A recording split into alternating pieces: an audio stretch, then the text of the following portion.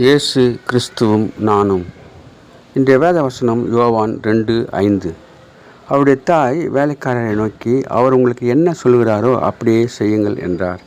அன்பான சகோதர சகோதரிகளே, 3ஆம் நாளிலே கானாவூரிலே ஒரு திருமணம் நடந்தது.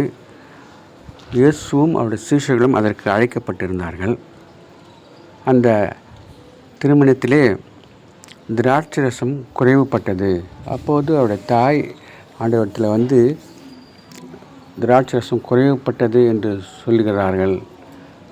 அவர் என் வேலை இன்னும் வரவில்லை என்று அவளுக்கு பதில் சொல்கின்றார். அப்போது இயேசுவின் தாயார் அந்த வேலைக்காரர்களை பார்த்து, அவர் உங்களுக்கு என்ன சொல்கிறாரோ அப்படி செய்யுங்கள் என்றார்கள்.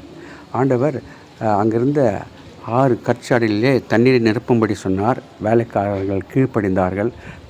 தண்ணீர் திராட்சரசமாக மாறியது. கலர் இல்லாத தண்ணீர் சுவையான தண்ணீராக மாறியது. கலருள்ள தண்ணீராக மாறியது. நாம் ஆண்டவரிடத்தில் நம்ம ஒப்பு கொடுக்கும்போது, ஆண்டவர் எடுத்து பயன்படுத்தும் போது, அவர் கீழ்ப்படியும் போது நம்மையும் ஆண்டவர் இந்த விதமாக ஆசீர்வதிக்கிறவராக இருக்கிறார்.